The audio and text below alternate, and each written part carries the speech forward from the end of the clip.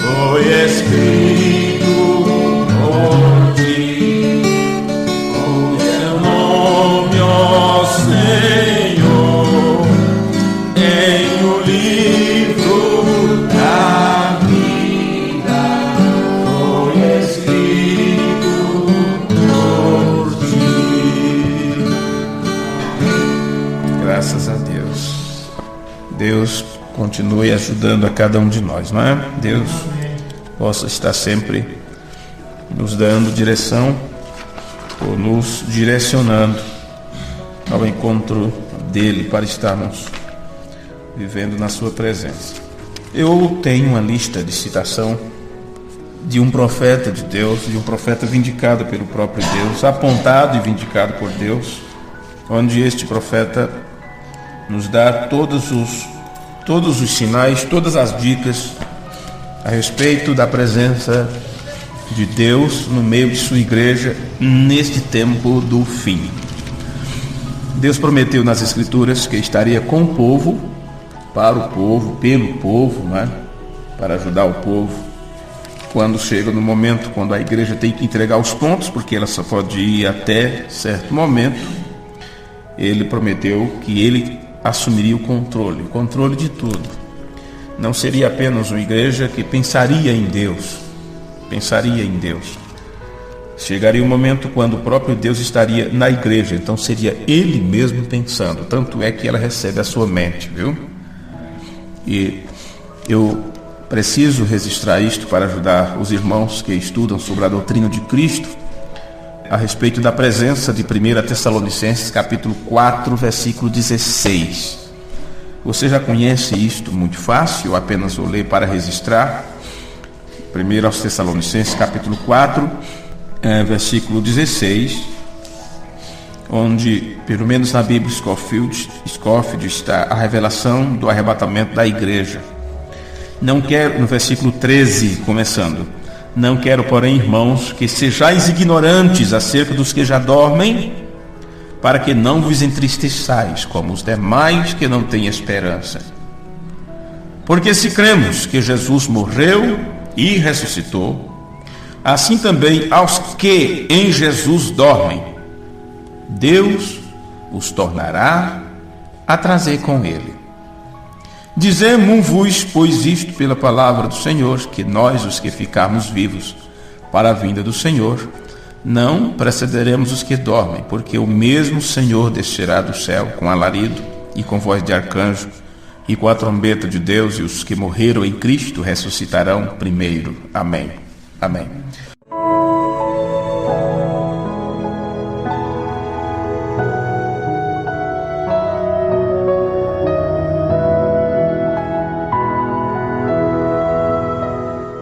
Aqui está a promessa sobre o mesmo Senhor descendo do céu, manifestando, revelando sua presença aqui na terra.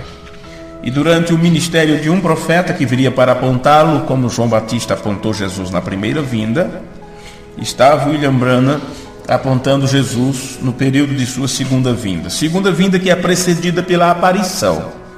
E aqui está o grande mistério, o grande segredo, que estava escondido também com 7 selos.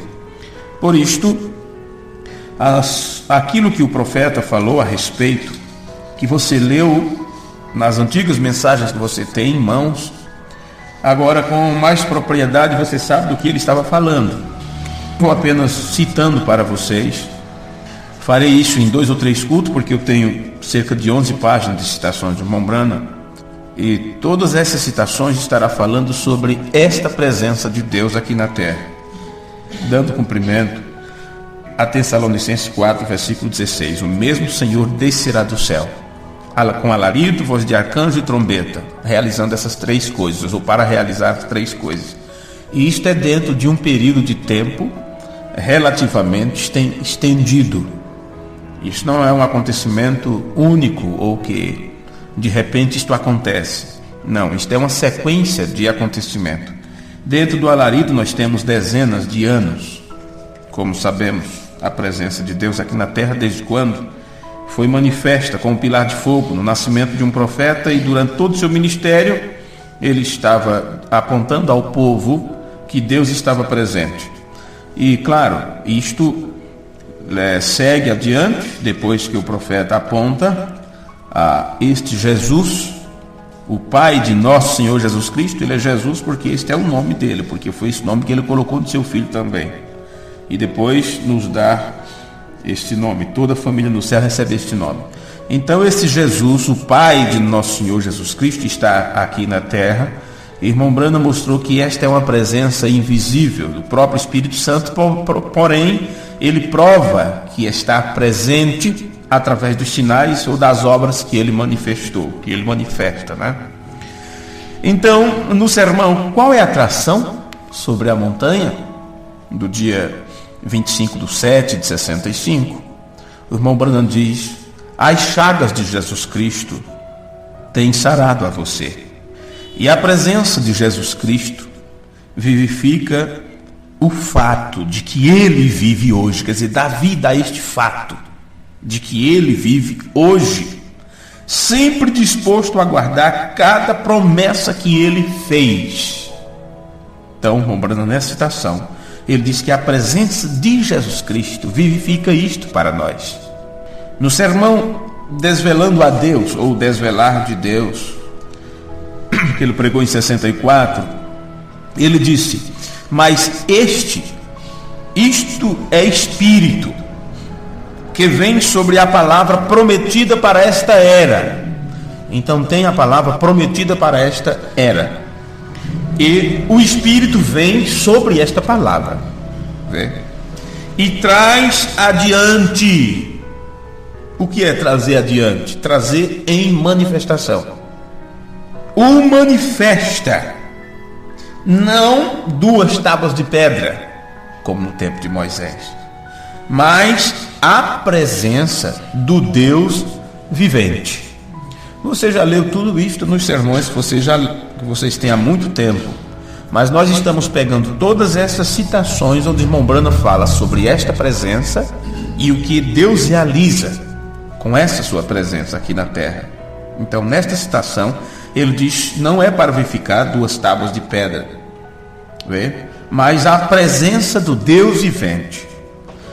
No mesmo sermão Desvelar de Deus, ele disse: todos estes anos o tenho escondido em meu coração, Cristo velando-se, o mesmo pilar de fogo interpretando a palavra, como ele o prometeu. Você sabe o que é o mesmo pilar de fogo interpretando a palavra?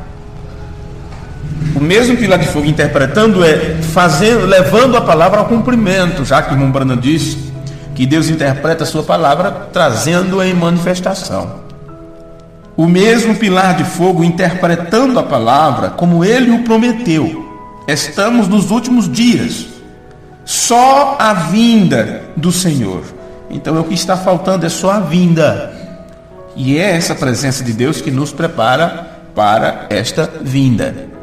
Agora entenda que esta presença de Deus manifesta para nós a palavra, a revelação da palavra.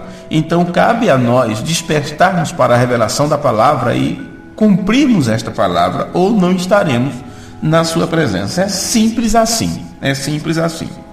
No sermão Religião Híbrida, ele disse: e nós cremos que haverá uma igreja nos últimos dias que receberá ambos, a chuva anterior e a última chuva, se espalhará por todo o mundo nesta era de Laodiceia. Será uma igreja que é chamada de volta à fé original em Deus. Será uma igreja que terá a Jesus Cristo caminhando nela, manifestando-se a si mesmo. O grito do rei estará nela. Veja, isto é o que faz esta presença de Deus. No sermão Futuro Lar, disse o profeta: crê você que ele está aqui? O rei invisível. Coisas invisíveis te fazem manifestar pelo visível. Ele é o mesmo ontem, hoje, para sempre. Só o corpo corporal, porque ele ensinou que não é a presença do corpo físico, mas é na forma de espírito. Agora, se este é seu espírito que pregou isto por mim, ou que falou através de mim, ele fará as mesmas obras que ele fazia quando ele estava aqui, apontando para os dias de Jesus. Vê?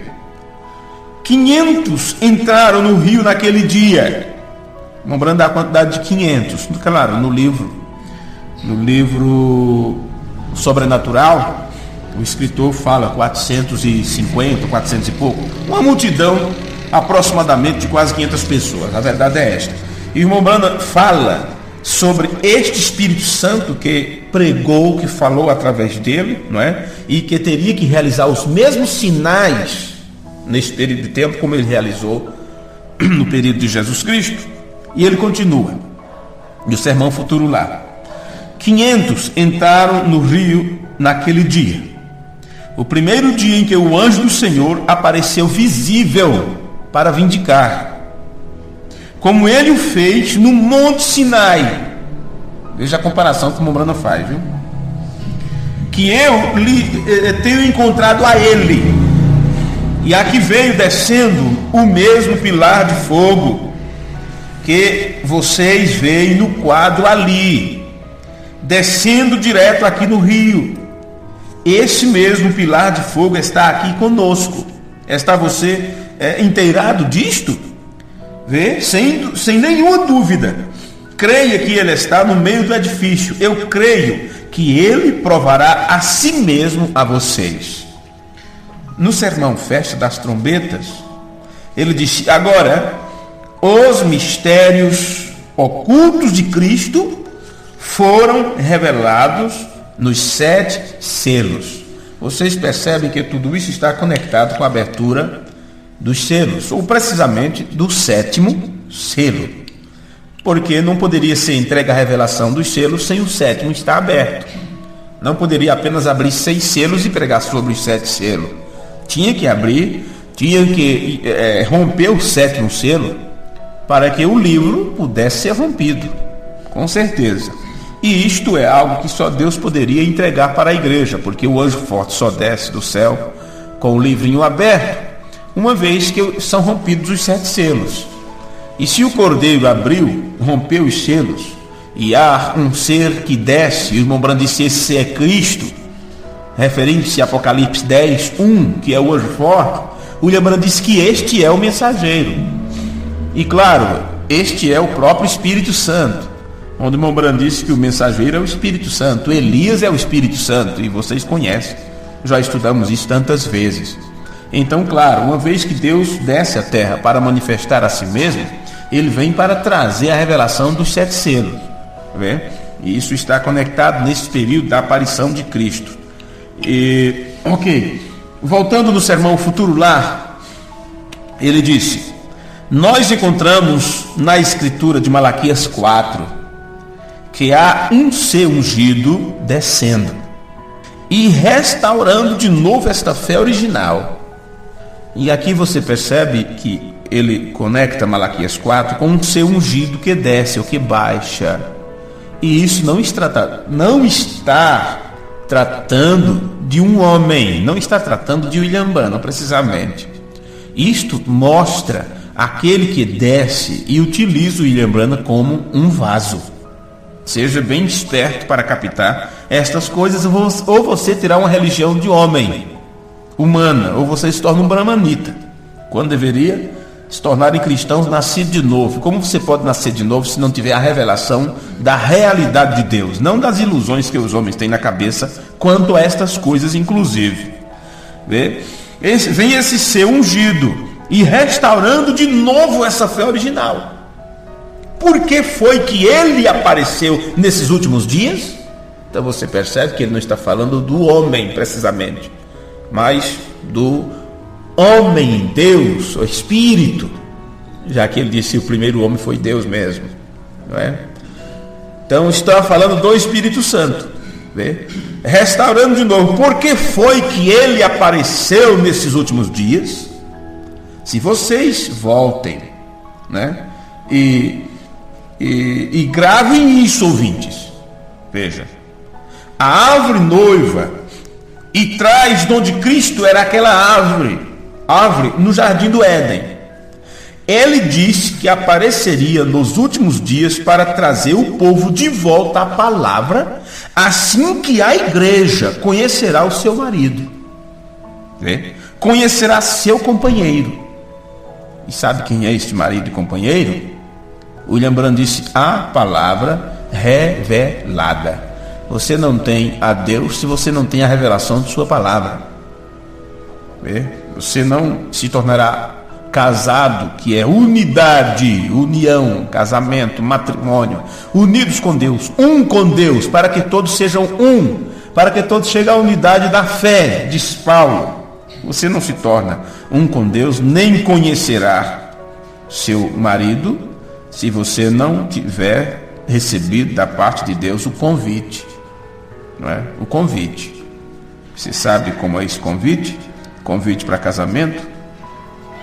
Não te revelou carne e sangue, mas o Pai que está no céu. A verdade é essa. Deixe-me continuar a leitura. O Espírito Santo tem sido amarrado, atado por estes rios denominacionais por quase 2000 anos. Porém, será solto no período do entardecer, por a mensagem do tempo do entardecer. Ele o disse, ele prometeu. O sétimo anjo, mensageiro, disse: eis aqui o Cordeiro de Deus que tira o pecado do mundo. Ele faz uma comparação do que fez João Batista com o trabalho do sétimo anjo. Não olhe ao metodista, nem a batista, nem a pentecostal, mas a palavra, o Filho de Deus, o Cordeiro de Deus que tira o pecado do mundo. Por nenhum outro fundamento ele está ali. Permita ao grande Espírito Santo, Senhor, que eu sei que está aí, e revelando os pensamentos, parado aqui na plataforma, eles sabem acerca dele. Eu oro que tu o escure a eles, Senhor. Então você vê o quanto que Mombrana mostrou para nós a presença de Deus e o que esta presença significa e o que ela faz. Ok, saindo fora do arraial, esse sermão do 19/7/64, neste culto ele disse: agora, depois de quase 2000 anos, ele está visitando seu arraial de novo, o seu acampamento, de acordo com a sua palavra prometida que ele faria nos últimos dias. Ele está visitando o arraial outra vez. Ele está visitando o acampamento para manifestar esta palavra hoje. Só como visita, ele regressa nesse dia. E ele está fazendo o que ele fez nos dias de Moisés. O que aconteceu nos dias de Moisés? A presença de Deus. Ele disse: eu desci para libertar meu povo. O profeta disse a mesma coisa. No sermão Almas em Prisão, ele disse: o sétimo selo o traz de volta à terra. O que é que eu disse agora há pouco? Tinha que abrir o sétimo selo para poder descer com a revelação dos mistérios. E esse que desce é Deus mesmo, é o mesmo Senhor que desce do céu com alarido de voz de arcanjo e trombeta de Deus. Então, o sétimo selo traz de volta à terra, disse o profeta. Então, não pense que, não ore a um Deus que está no céu, ore a um Deus que está aqui na terra, porque Deus desceu nesse tempo do fim. Num outro sermão, ele disse um 10º mandamento, que são 10 mandamentos, né? O que é um 10º? O que é a hora 1/10? Vem agora ao Senhor Jesus todos os que querem soltar suas manchas de culpas. Cristo está aqui. Venha adiante agora enquanto Ele está aqui. Esse é Deus falando. Olha o que William Branham diz: encontre seu caminho até o altar, você que está indiferente. Você deve sentir vergonha, envergonhar-se, Quando o Espírito Santo vem e faz as coisas no meio de vocês, e você se assenta aqui como que se você estivesse gelado como a morte, ponha-se fora de seus assentos e venha ao altar, arrependam-se ou perecerá. Não sei por que é que digo isto, porém algo me diz que devo dizer-lhe. Lhes dou minha advertência, esta talvez será a última. Arrependam-se, não importa a que igreja você pertença. Se você não se arrepender e o amor de Deus não está em seus corações, são pecadores e vocês estão caminhando para o inferno. Isto é o assim diz o Senhor. O mesmo Deus que discerne em espírito aqui e lhes diz sua condição, está falando agora mesmo. Eu falo em nome de Jesus Cristo. Volte ao altar. Que haja arrependimento. Arrependa-se antes que Deus vire a página por cima de você e seja condenado para sempre. Isto é assim, diz o Espírito Santo que está no nosso meio agora. Vê que coisa tremenda? Em Hebreus capítulo 2, parte 2, ele disse: se eles pudessem esquecer aos mensageiros analfabetos, e recordem, não é o mensageiro. Quer dizer, se eles pudessem esquecer por um momento que o mensageiro é analfabeto, né? Lembre-se, não é o mensageiro, é a mensagem. Vê? Ele tem descido de novo conosco, no nosso meio, entre nós, na forma de um pilar de luz, e ele está se movendo com os seus mesmos milagres e sinais, nada fora da Bíblia. Vê? Direto, está direito como na Bíblia. Agora, quando começamos a ler e vamos lendo, pode que alguém esqueça do que estamos falando. Estamos tratando da presença de Deus, de 1 aos Tessalonicenses, capítulo 4, versículo 16. O Senhor desceu com alarido, voz de arcanjo e trombeta de Deus. E durante os sermões de um profeta, ele está mostrando para nós o que Deus faz, o que temos que fazer diante desta presença. O tempo da unidade e o sinal. Quem não já leu essa mensagem, né? Quem da mensagem que não conhece esses sermões? Ele disse: nunca antes, desde a primeira era da igreja, era o pilar de fogo alguma vez entre as pessoas, ou foi o pilar de fogo alguma vez entre as pessoas. Nunca aconteceu antes, desde a primeira era da igreja. Vê? Os fez a eles alguma vez.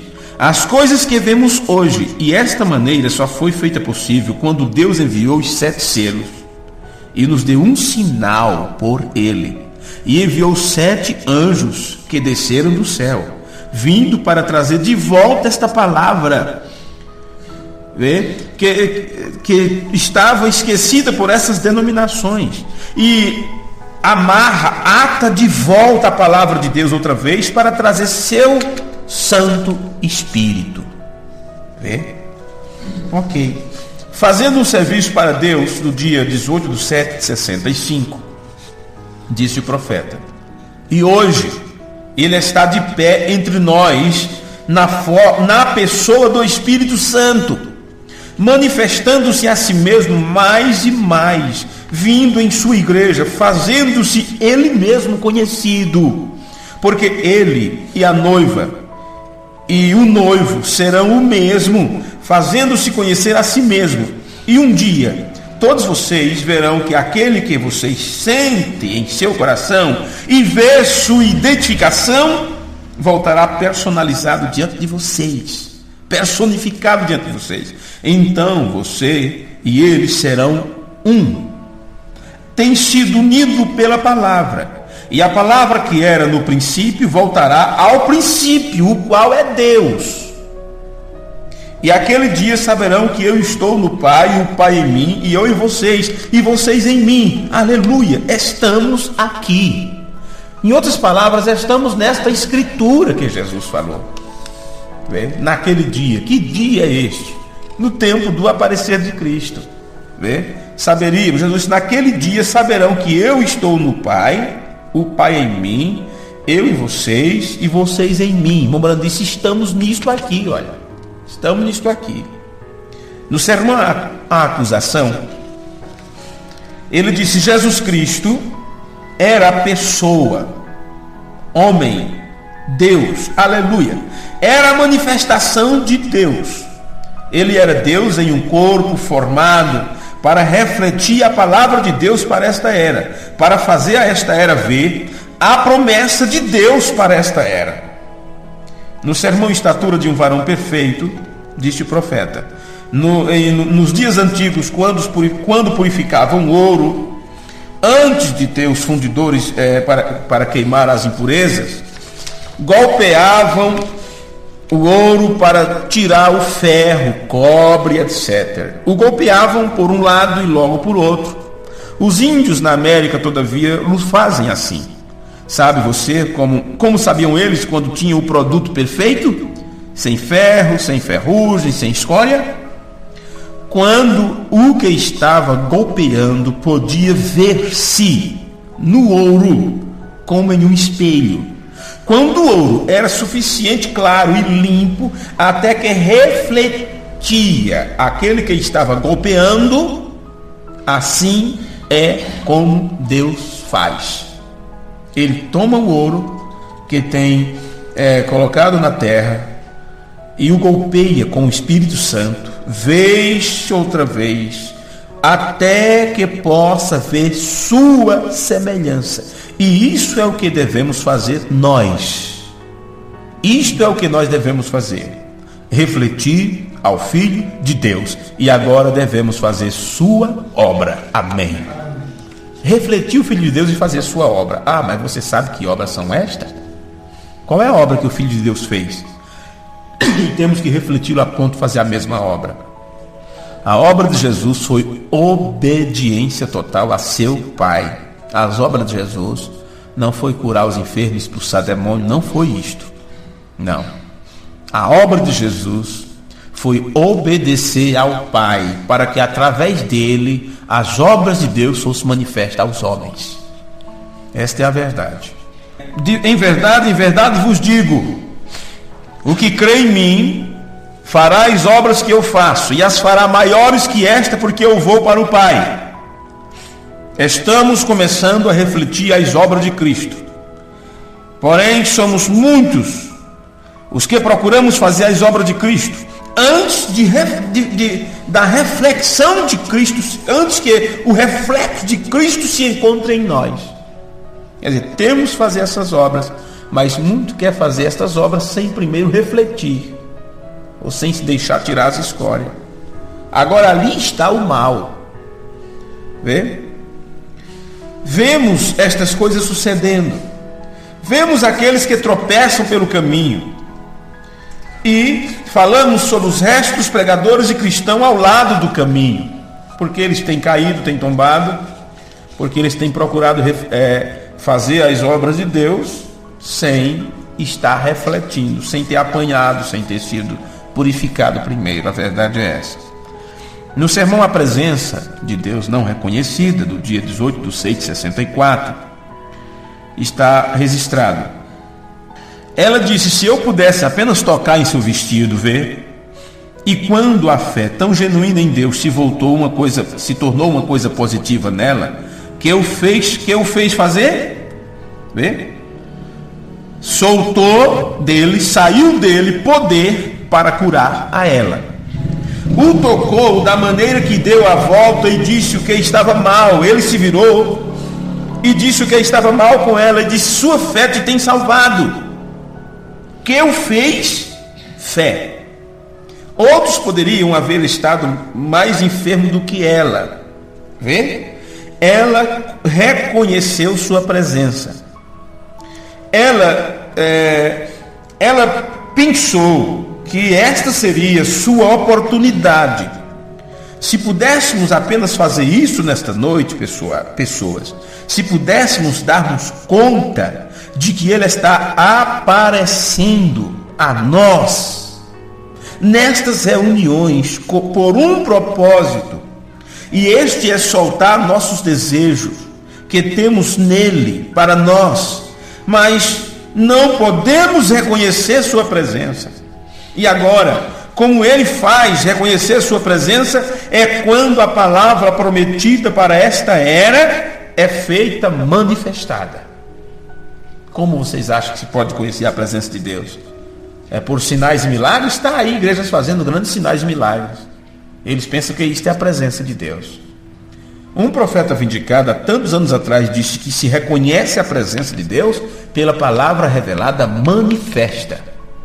Vê? Não a palavra prometida nos dias de Moisés.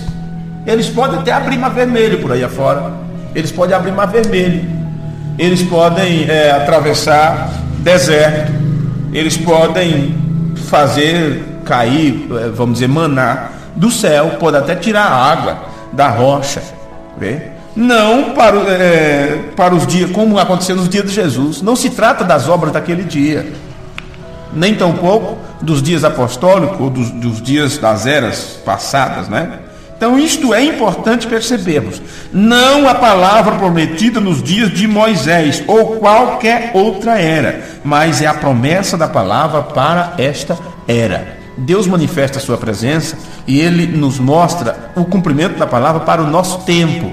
Não nos interessa saber do cumprimento das eras passadas, porque não era para nós, não estávamos lá, não participamos daquilo. Eles tiveram outra realidade. Vê? Nas eras de Lutero, eles estavam no período da carroça, do cavalo, carroça, carruagem, aquela coisa toda. Não estamos mais nem na era do carro mais. Isso já foi. Os carros que saem, muitos deles é sem motorista. Tudo por controle remoto, tudo por computador. Ou o motorista não pega no volante, está interte aos carros, onde está ligado nos neurônios diretamente, e você dirige o carro apenas com pensamento. Eu vi a reportagem sobre isto alguns meses atrás. Passou? Então aqui, do jeito que o Brano falou, está, sim. Então não estamos mais naquele tempo. Temos que ver a palavra prometida para essa geração, para esse tempo. Então não é para o dia de Moisés, não é para aquele tempo. Não adianta, qualquer igreja, qualquer grupo pode manifestar obras daquele tempo e não pode chamar nossa atenção, nem temos que crescer os olhos para isto, porque a forma que Deus trabalharia com a igreja nos últimos dias é a revelação da palavra para este tempo.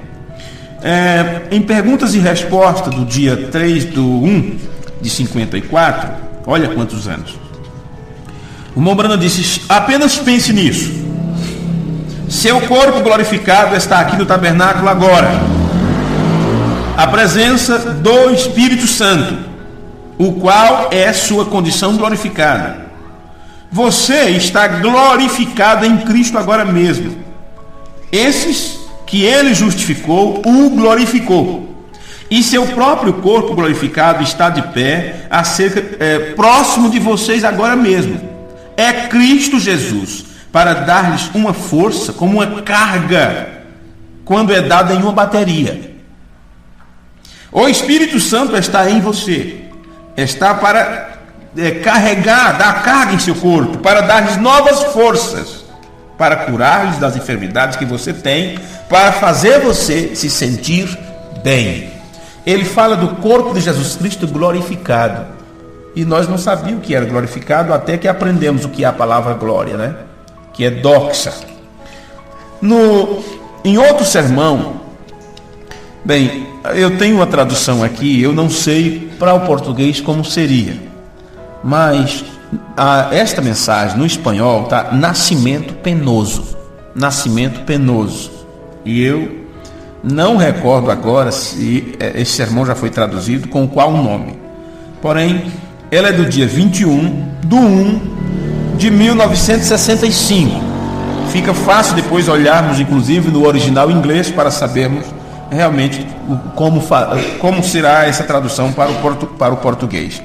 Mas nesse sermão ele diz assim: cura divina é um dom menor no Evangelho, e você não pode concentrar-se nunca em um dom menor.